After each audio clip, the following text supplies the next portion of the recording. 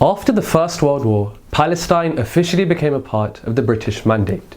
In 1917, the historic Balfour Declaration was signed, in which Britain made a pledge to establish a national homeland for the Jewish people in Palestine, which at the time was a predominantly Arab Muslim land. So 1917 was a pivotal year in which the Zionist regime, spearheaded by Theodor Herzl, rapidly gained momentum. And the aim was simple: to make Palestine a homeland for the Jews. And from here on out, Jews began to enter the land in large numbers, with Muslims even welcoming them with open arms. But the reality was that this Zionist regime posed a huge threat, as time would go on to prove. There was, however, a Muslim Khalifa who instantly recognized this imminent threat and warned the Muslims of Palestine from the very outset.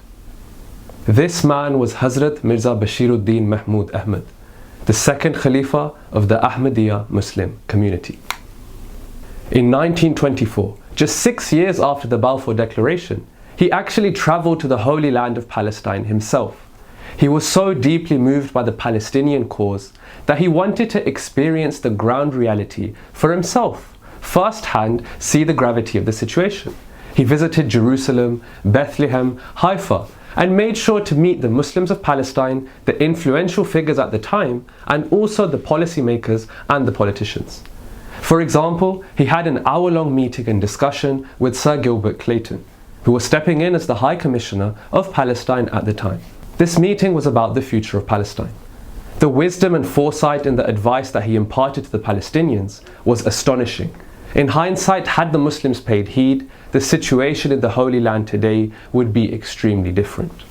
He warned the Muslims in 1924 that the Jewish people were adamant to take back the Holy Land and make it theirs, and that he feared that a day would come where the Jews would soon become superior in the land. This warning was hard to believe, as at the time the Jews were only a small minority, just 10%. And believe it or not, Zionism didn't really seem like a threat at the time. Nevertheless, the Muslims continued to welcome the Jews into the land with open arms, and even began to sell land to the incoming Jews, seeing no pressing danger in doing so. After all, the question was valid. How could such a small minority take over a whole country whose majority was Muslim and Arab? It seemed impossible. Well, this is where the power of land comes in. The second Khalifa of the Ahmadiyya Muslim Community unpacked and explained the whole situation. In 1924, he explained the reality and said that Muslims saw the influx of rich and affluent Jews as an opportunity of building wealth. They welcomed them happily into the land and began to sell to them large amounts of their owned land. This meant that an increasing number of Jews were now fast becoming landowners. These wealthy Jews would then bring over those who were poorer and hire them to work on this Jewish land. This way, the Jewish population slowly began to grow, and more Jews began to settle in the land, rich and poor. This is why he clearly warned the Muslims not to give their land away.